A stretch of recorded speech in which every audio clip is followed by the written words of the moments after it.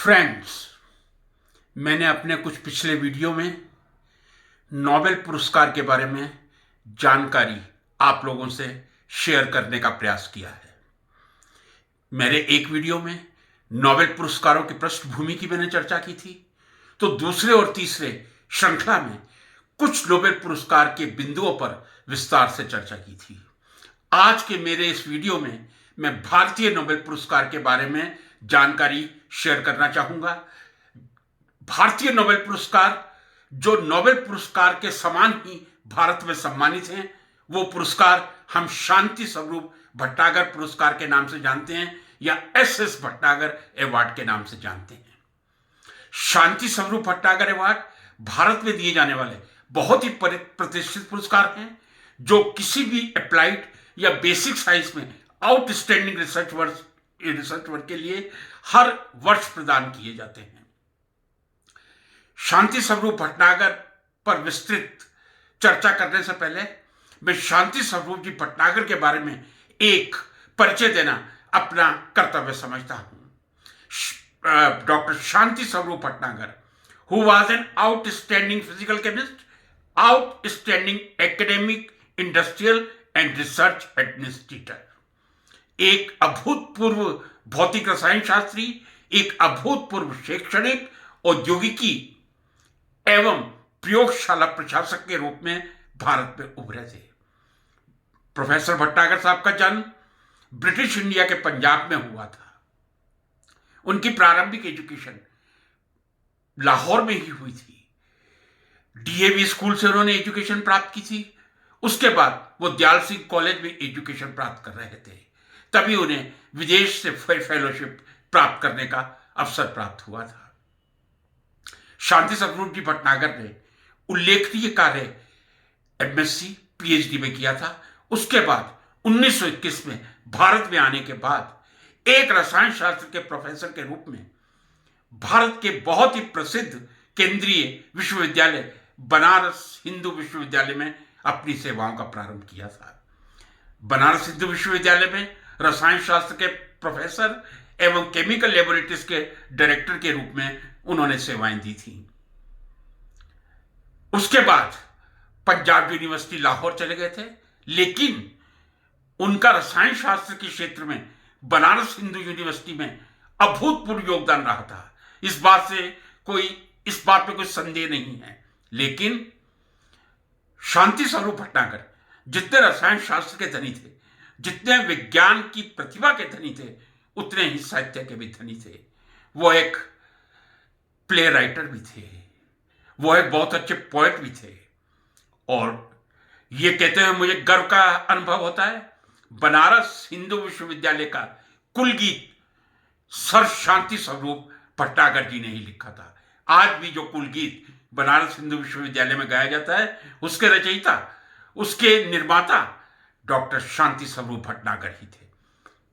उसके बाद पंजाब यूनिवर्सिटी लाहौर चले गए थे। वहां उन्होंने अनेक उल्लेखनीय शोध कार्य किए थे, लेकिन एक शोध कार्य का मैं यहां वर्णन करना चाहूंगा। वो है उनके द्वारा डॉक्टर माथुर के कोलैबोरेशन में डेवलप्ड भट्टागर माथुर मैग्नेटिक बैलेंस, जो एक बहुत ही प्रसिद्ध मैग्नेटिक बैलेंस के रूप में सामने आई थी। मैंने कहा डॉक्टर शांति स्वरूप भट्टागर एक बहुत ही प्रतिष्ठित भौतिक रसायन शास्त्री थे, कोलॉइड केमिस्ट थे, एडमिनिस्ट्रेटर थे। मैग्नेटिक बैलेंस तो उन्होंने इन्वेंट की ही थी 1928 में पंजाब यूनिवर्सिटी लाहौर में रहते हुए। इसके अलावा अप्लाइड केमिस्ट्री में जो उनका कॉन्ट्रीब्यूशन है, वो कभी भुलाया नहीं जा सकता। विशेष से इमल्शन फील्ड में उनकी एक मास्टरी थी। उनका यदि अप्लाइड केमिस्ट्री में योगदान का मैं प्रारंभ करूं, तो उनका सबसे बड़ा योगदान ऑयल ड्रिलिंग को इंप्रूवमेंट करने के लिए था। किस तरह ऑयल ड्रिलिंग को इंप्रूव किया जा सकता है ताकि क्षमता बढ़ा के अधिक से अधिक ड्रिलिंग के द्वारा ऑयल पृथ्वी के गर्भ से बाहर निकाला जा सके। इसके लिए उन्होंने इमल्शन टेक्निक ही काम में ली थी, क्योंकि जब ड्रिलिंग किया जाता है मड में किया जाता है, और मड की विस्कोसिटी जितनी कम होगी उतना ड्रिलिंग आसान होगा। उन्होंने कुछ भारतीय गम का उपयोग करके मड में डालकर मड की डेंसिटी को कम करके ऑयल ड्रिलिंग की क्षमता को बढ़ाया था। इसके अलावा टेक्सटाइल इंडस्ट्रीज में, जो उस समय की महत्वपूर्ण टेक्सटाइल इंडस्ट्रीज रही थी, चाहे वो दिल्ली की DCM, Delhi cloth and general mills या कानपुर की जेके मिल्स हो, उसमें उनका अभूतपूर्व योगदान था। एक प्रतिभा के धनी शांति स्वरूप भटनागर थे, इसमें कोई संदेह नहीं किया जा सकता। लेकिन उनका एक इंपॉर्टेंट पहलू, जैसे मैंने कहा था कि यदि वो एक बहुत प्रतिभाशाली भौतिक रसायन शास्त्री थे, तो वो बहुत अच्छे एक प्रशासक भी थे। एकेडमिक प्रशासक कहूं, शैक्षणिक प्रशासक कहूं, या रासायनिक प्रयोगशालाओं का प्रशासक कहूं, या उद्योगों का प्रशासक कहूं। हम सब जानते हैं, यदि आज भारत में सबसे पुरानी कोई लेबोरेटरीज हैं जो गवर्नमेंट लेबोरेटरीज हैं, ऑटोनोमस दर्जा है, वो है council of scientific and industrial research की लेबोरेटरीज। इस समय देश में 37 CSIR लैब्स हैं। 37 CSIR लैब्स देश के विभिन्न भागों में कार्यरत हैं। 39 उसके आउटरीच सेंटर्स हैं और एक इनोवेशन सेंटर है। Council of scientific and industrial research का भारत की औद्योगिक क्रांति में क्या योगदान रहा है, यह विज्ञान का हर शिक्षक और विद्यार्थी परिचित है। विशेषकर विज्ञान के जिन विद्यार्थियों ने अपने शोध कार्य में शोध वृत्ति ली है, उनको मालूम होगा CSIR की फेलोशिप बहुत ही फेमस थी और आज भी है। आज भी यदि आप नेट क्वालिफाई करते हैं तो आपको साइंस के क्षेत्र में JRF और SRF प्रदान की जाती है। इस समय JRF की राशि 37,000 और SRF की राशि 42,000 है। यह CSIR की देन है। अब CSIR और SS भटनागर साहब का क्या संबंध है? यदि council of scientific industrial research की स्थापना हुई थी, तो उसका मुख्य श्रेय सर शांति स्वरूप भटनागर जी को ही जाता है। शांति स्वरूप जी भटनागर के अथक प्रयासों से ही भारत में council of scientific and industrial research organisation की स्थापना दिल्ली में की गई थी। हम सब जानते हैं हेड ऑफिस दिल्ली में है। इसकी स्थापना 28 सितंबर 1942 को हुई थी।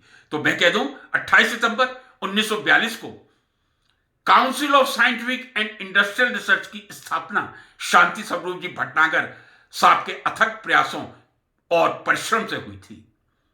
चूंकि उनके प्रयासों से ही CSIR की स्थापना हुई थी, वही CSIR के फर्स्ट डायरेक्टर जनरल थे। फर्स्ट डायरेक्टर जनरल होने का, CSIR के फर्स्ट डायरेक्टर जनरल होने का श्रेय शांति स्वरूप जी भटनागर को मिलना चाहिए था और मिला था। शांति स्वरूप जी भटनागर ने अनेक कार्य उसके बाद, डायरेक्टर जनरल रहने के बाद भी किए थे। लेकिन यदि मैं ये कहूं कि उनका उल्लेखनीय कार्य सदैव अप्लाइड साइंस से रिसर्च रहा था। अप्लाइड साइंस किस तरह मानव जीवन की उपयोगिता को बढ़ा सकती है, लेकिन मूलभूत बेसिक साइंस में भी उनका योगदान कम नहीं था। यदि मैं ये कहूं कि CSIR की स्थापना के बाद जो बेसिक साइंस की दो बहुत ही इंपॉर्टेंट CSIR लेबोरेटरीज हैं, मैंने आपसे कहा पूरे देश में इस समय CSIR की 37 लेबोरेटरीज हैं।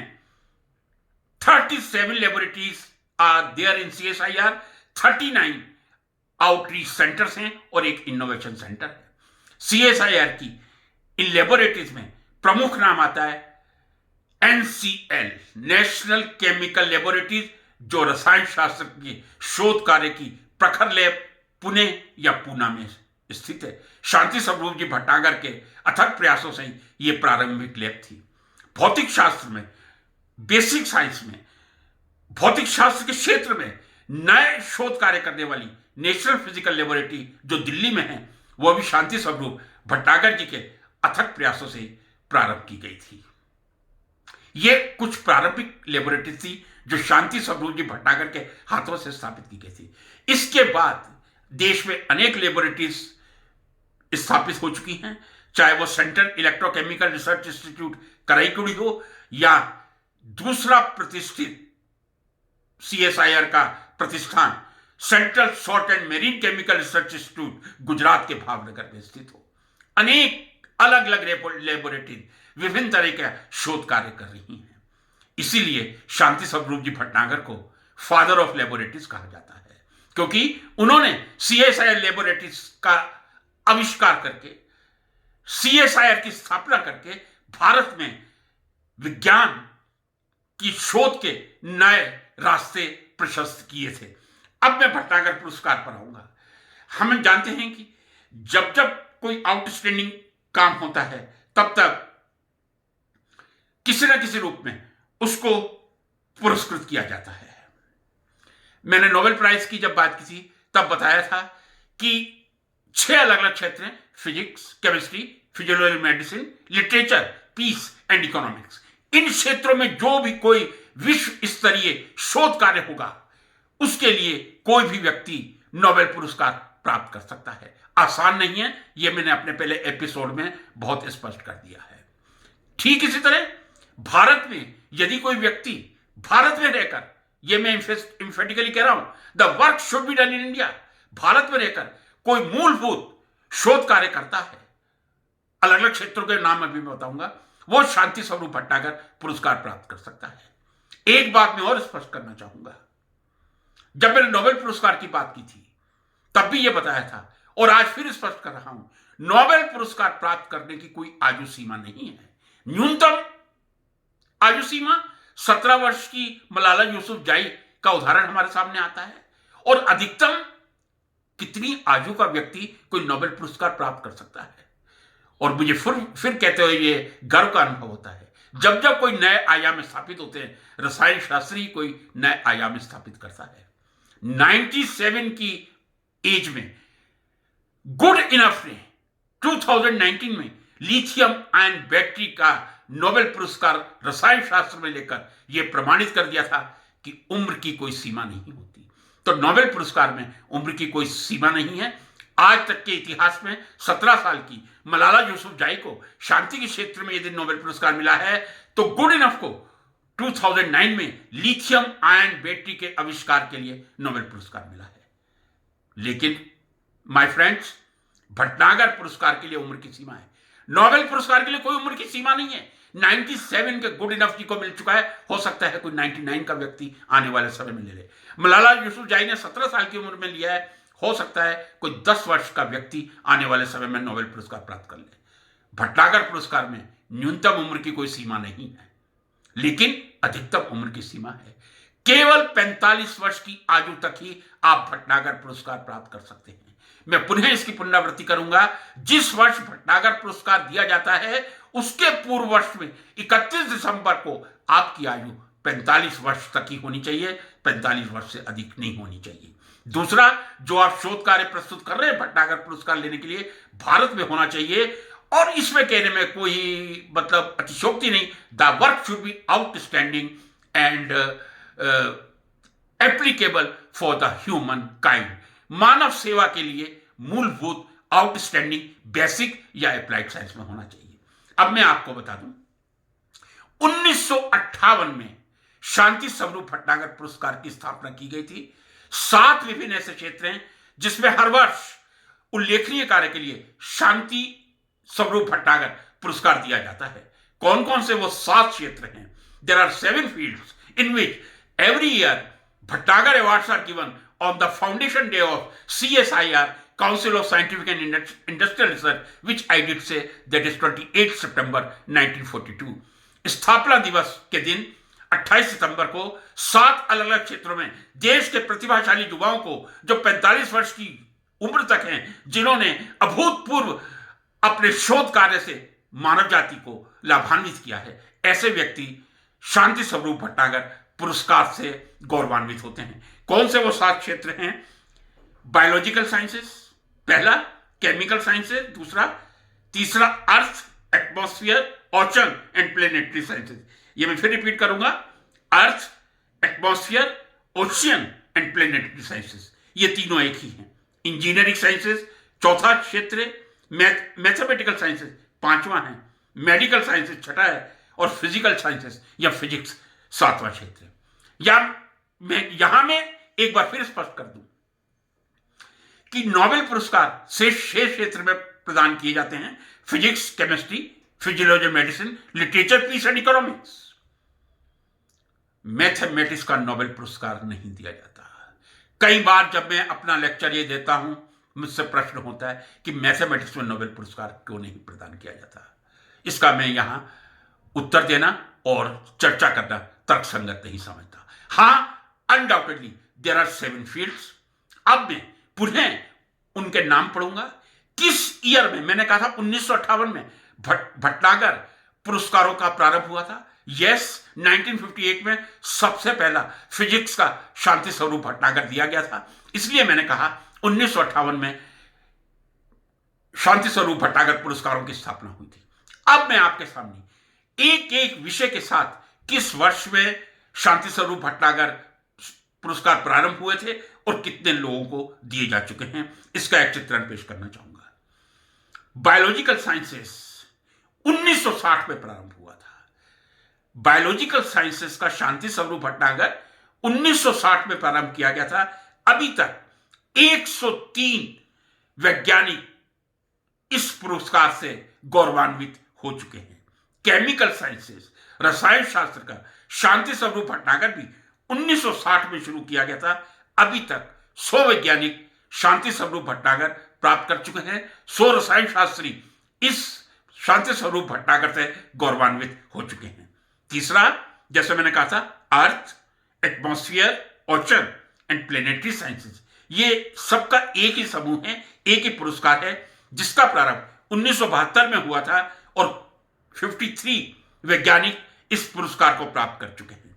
इंजीनियरिंग साइंसेस, इसका प्रारंभ 1960 में हुआ था। अभी तक इंजीनियरिंग साइंसेस की विभिन्न शाखाओं में 83 विभिन्न देश के युवा इंजीनियर इस पुरस्कार से सम्मान प्राप्त कर चुके हैं। मैथमेटिकल साइंसेस का जो नोबेल पुरस्कार नहीं है, लेकिन भटनागर अवार्ड है, मैथमेटिकल साइंसेस के भटनागर अवार्ड का प्रारंभ 1959 में हुआ था और अभी तक 75 मैथमेटिशियन, गणितज्ञ इस पुरस्कार से गौरवान्वित हो चुके हैं। मेडिकल साइंसेस, औषधीय क्षेत्र में 1961 में शांति स्वरूप भटनागर पुरस्कार का प्रारंभ किया गया था। अभी तक 68 वैज्ञानिक शांति स्वरूप भटनागर पुरस्कार से सम्मानित हो चुके हैं। फिजिकल साइंसेस, फिजिक्स, जैसा मैंने पहले कहा था, 1958 में इसका प्रारंभ हुआ था। सबसे पहला शांति स्वरूप भटनागर फिजिक्स में 1958 में ही दिया गया था और अभी तक 103 भौतिक शास्त्री इस पुरस्कार से लाभान्वित हो चुके हैं। फ्रेंड्स, हर वर्ष शांति स्वरूप भटनागर अवार्ड दिए जाते हैं। यदि मैं टोटल नंबर की बात करूं, since 1958 till date 571 scientist have been awarded as Bhatnagar award. 1958 में फिजिक्स का पहला, भौतिक शास्त्र का पहला शांति स्वरूप भटनागर शुरू हुआ था। उसके बाद अलग अलग वर्षों में 1959, 60 chemical sciences, biological sciences, engineering या ओशियन और प्लेनेटरी साइंस का 1972 में शुरू हुआ था। कुल मिलाकर मैं ये कह दूं 571 वैज्ञानिक अलग अलग 7 क्षेत्रों में शांति स्वरूप भटनागर अवार्ड 1958 से 2023 तक प्राप्त कर चुके हैं। उन 571 वैज्ञानिक ये पुरस्कार प्राप्त कर चुके हैं। यदि 571 में से मैं देखूं, 552 पुरुषों ने प्राप्त किए हैं, 19 महिलाओं ने प्राप्त किए हैं। टोटल 571 शांति स्वरूप भटनागर 2023 तक दिए जा चुके हैं। 571 में से 552 पुरुष हैं, 19 महिलाएं हैं। यदि मैं अपने विषय रसायन शास्त्र पर अपने आप का ध्यान केंद्रित करूं, मैंने कहा था 1959 में रसायन शास्त्र के क्षेत्र में शांति स्वरूप भटनागर की स्थापना की गई थी। 1960 में शांति स्वरूप भटनागर अवार्ड की रसायन शास्त्र के क्षेत्र में स्थापना की गई थी। अभी तक 100 वैज्ञानिकों ने शांति स्वरूप भटनागर पुरस्कार प्राप्त कर लिया है। 100 रसायन शास्त्री शांति स्वरूप भटनागर से 2023 तक, जिसका प्रारंभ 1960 में हुआ था, गौरवान्वित हो चुके हैं। यदि महिलाओं का नंबर देखें, केवल 4 महिलाएं अभी तक भटनागर पुरस्कार प्राप्त कर चुकी हैं। चूंकि हमारे आदरणीय प्रधानमंत्री जी ने एक बहुत ही सुंदर नारा दिया है, बेटी बचाओ बेटी पढ़ाओ। ये केवल हमारे तपस्वी, मनीषी। मोदी जी का नारा तो है, लेकिन कर्म केवल मोदी जी का नहीं हो सकता। ये देश के शिक्षकों का कर्तव्य है कि वो किस तरह से महिलाओं को आगे लाते हैं। 24 जनवरी को हमने बालिका दिवस मनाया था। हम कितनी बालिकाओं को शिक्षा के प्रति प्रोत्साहित करते हैं, ये कार्य एक शिक्षक ही कर सकता है, और शिक्षक से ही ये कार्य अपेक्षित है। एक टीचर से ही आप एक्सपेक्ट कर सकते हैं वो किस तरह, किस माध्यम से, अपने किस टेक्स्ट से, किस आर्ट से युवा पीढ़ी को, इसमें दोनों ही आ गए, पुरुष भी आ गए, महिलाएं भी आ गई, किस तरह से आप अपनी आर्ट ऑफ कम्युनिकेशन से देश की महिलाओं को और पुरुषों को विज्ञान की शिक्षा के प्रति आकर्षित कर सकते हैं। यह शिक्षकों का कार्य है। लेकिन फिर यदि मैं कहूं कि 100 में से 4 महिलाओं ने अभी तक रसायन शास्त्र में शांति स्वरूप भट्टागर पुरस्कार प्राप्त किया है, तो थोड़ा मन में वेदना होती है, हमारे देश की महिलाएं इतनी पीछे क्यों हैं। एक बात मैं पुनः स्पष्ट कर दूं, मैंने एक अपने एपिसोड में, जो पूरी तरह वीडियो क्लिप मेरा देश की एक ऐसी महिला को समर्पित था जिसने संघर्ष करके, सत्याग्रह करके अपने लक्ष्य को प्राप्त किया था। उस महिला का नाम था कमला सोहानी। कमला सोहानी जी ने 1933 में बॉम्बे यूनिवर्सिटी से बीएससी करने के बाद जब MSc Indian institute of science Bangalore, जो कि देश का सर्वाधिक प्रतिष्ठित रिसर्च इंस्टीट्यूट है, उसमें प्रवेश लेने का प्रयास किया था, उस समय सर सीवी रमन डायरेक्टर से निदेशक थे। लेकिन सर सीवी रमन सर ने उनकी एप्लीकेशन रिजेक्ट कर दी थी, उनकी एप्लीकेशन ठुकरा दी थी। क्यों ठुकरा दी थी? इसलिए नहीं कि उनके कोई मार्क्स कम थे या वो मेरिट में, she was top in the merit, क्योंकि वो महिला थी, इसलिए उनकी एप्लीकेशन को स्वीकार नहीं किया गया था। लेकिन मैंने उस एपिसोड में बताया था, कमला सोहानी ने सर सीवी रमन, जिनको 1930 में भौतिक शास्त्र का नोबेल पुरस्कार मिला था, और 1933 के इस अवसर पर जब कमला सोहानी की एप्लीकेशन रिजेक्ट हो गई थी, कमला सोहानी ने यह नहीं सोचा कि मैं एक Nobel laureate CV Raman sir के सामने सत्याग्रह कर सकती हूं। एक महिला का हट देखिए, उन्होंने सीवी रमन सर के कमरे के बाहर सत्याग्रह शुरू किया था और उनको प्रवेश मिल गया था। उस समय महिलाओं के लिए वास्तव में बहुत कठिन परिस्थिति थी। आज इतनी कठिन परिस्थिति नहीं है। आज गर्ल्स कॉलेज तो हैं हमारे यहां, लेकिन महिलाओं के लिए अनेक सुविधाएं हैं, अनेक फेलोशिपें यूजीसी की, जो केवल महिलाओं को दी जा रही हैं। तो यदि मैं ये कहूं कि महिलाओं के लिए कोई अवसरों की, अपॉर्चुनिटीज की कमी है, तो मैं शायद इस देश की जो पीएचडी की फंडिंग एजेंसीज हैं उसके साथ अन्याय करूंगा। बहुत सारी सुविधाएं उपलब्ध हैं, आप उनको प्राप्त कीजिए, आगे बढ़िए। लेकिन अब मैं पुनः विषय पर आता हूं, उन 4 महिलाओं को आपके सामने प्रस्तुत करता हूं जिन्होंने रसायन शास्त्र के क्षेत्र में शांति स्वरूप भट्टागर पुरस्कार लेकर अपना नाम उल्लेखित किया था। पहला नाम भारत की जानी मानी कार्बनिक रसायन शास्त्री, ऐसी ऑर्गेनिक केमिस्ट जो नेचुरल प्रोडक्ट्स में अपने आप को समर्पित कर चुकी थी, जिन्होंने अनेक नए नेचुरल प्रोडक्ट्स अपनी प्रयोगशाला में संश्लेषित करके उनके स्ट्रक्चर्स, संश्लेषण और संरचना दोनों की खोज की थी। ऐसी महान महिला आशिमा चटर्जी, जो बंगाल की बहुत ही प्रख्यात कैलकाटा यूनिवर्सिटी से संबंधित रही थी और जो रसायन शास्त्र में हमारे देश की पहली महिला हैं जिन्होंने पीएचडी की उपाधि प्राप्त की थी। Ashima Chatterjee outstanding lady to receive the PhD degree, और उस समय शायद डीएससी कहते होंगे, इन 1944। बट आशिमा चटर्जी 1961 में शांति स्वरूप भट्टागर पुरस्कार से सम्मानित की गई थी। मैंने आपसे कहा था 1960 में रसायन शास्त्र में शांति स्वरूप भट्टागर पुरस्कारों की स्थापना हुई थी, और 1961 में आशिमा चटर्जी ने रसायन शास्त्र के क्षेत्र में शांति स्वरूप भट्टागर पुरस्कार प्राप्त किया था। यही नहीं, हम जानते हैं हमारे देश की सर्वोच्च वैज्ञानिक संस्थान, या मैं एसोसिएशन कहता हूं, संस्थान शब्द से नहीं होगा, एसोसिएशन कहूंगा, वो ज्यादा सही है, Indian science Congress association. Indian science Congress association शीर्ष ऑर्गेनाइजेशन ऑफ इंडियन साइंटिस्ट, जिसका मुख्यालय कलकत्ता में है।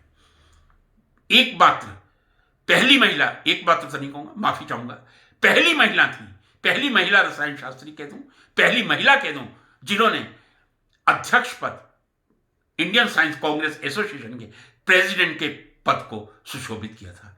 दूसरी महिला जिनको 2009 में शांति स्वरूप भटनागर पुरस्कार मिला था, चारुसीता चक्रवर्ती, दिल्ली यूनिवर्सिटी से संबंधित थी। दुर्भाग्य से बहुत छोटी आयु में कैंसर से उनका निधन हो गया था।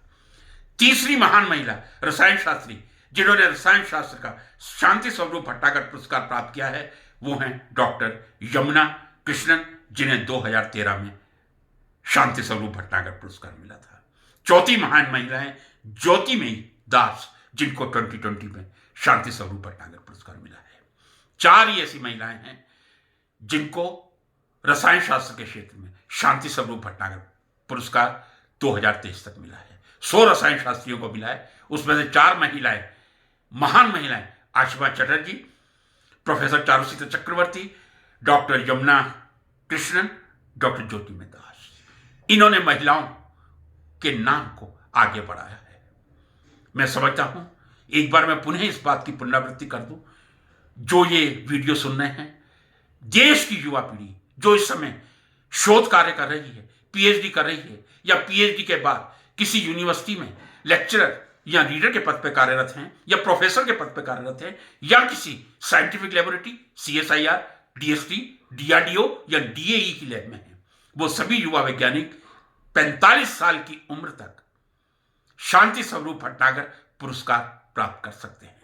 आप अदम्य साहस रखिए, अदम्य साहस से, समर्पण से, ज्ञानार्जन से ऐसा संशोधन कार्य कीजिए कि आप शांति स्वरूप भटनागर पुरस्कार से सम्मानित किए जा सके। और शांति स्वरूप भटनागर पुरस्कार में क्या प्रदान किया जाता है, वैसे ये इंपॉर्टेंट नहीं होता। इंपॉर्टेंट ये होता है कि आपको शांति स्वरूप भटनागर पुरस्कार मिला है, नोबेल पुरस्कार आपको मिला है। राशि मायने नहीं रखती कि 6 करोड़ या 8 करोड़ है। शांति स्वरूप भटनागर पुरस्कार आपको मिला है, यह इंपॉर्टेंट होता है। लेकिन फिर भी मैं बताना चाहूंगा, हर वर्ष जब 7 क्षेत्रों में शांति स्वरूप भटनागर पुरस्कार दिया जाता है, तब एक प्रशस्ति पत्र और 5 लाख रुपए की राशि दी जाती है। 5 लाख रुपए की राशि कम नहीं होती पुरस्कार के रूप में। 5 लाख रुपए की राशि, एक प्रशस्ति पत्र तो दिया जाता है, कंटीजेंसी राशि के रूप में 15,000 रुपए 65 वर्ष की आयु तक दिया जाता है। मैं आशा करता हूं हमारे देश की युवा पीढ़ी प्रेरणा लेगी और विशेषकर देश की कन्याएं, महिलाएं कुछ ऐसा करेंगी, हमारे देश के शिक्षक कुछ ऐसा करिश्मा करेंगे कि आने वाले समय में शायद महिलाओं की संख्या जब हम देखें वो पुरुषों से अधिक हो जाए शांति स्वरूप भटनागर पुरस्कार प्राप्त करने में। देश की युवा पीढ़ी प्रेरणा ले और शांति स्वरूप भटनागर पुरस्कार प्राप्त करने का प्रयास करे। इसी निवेदन के साथ आपसे आज्ञा लेता हूं। नमस्कार।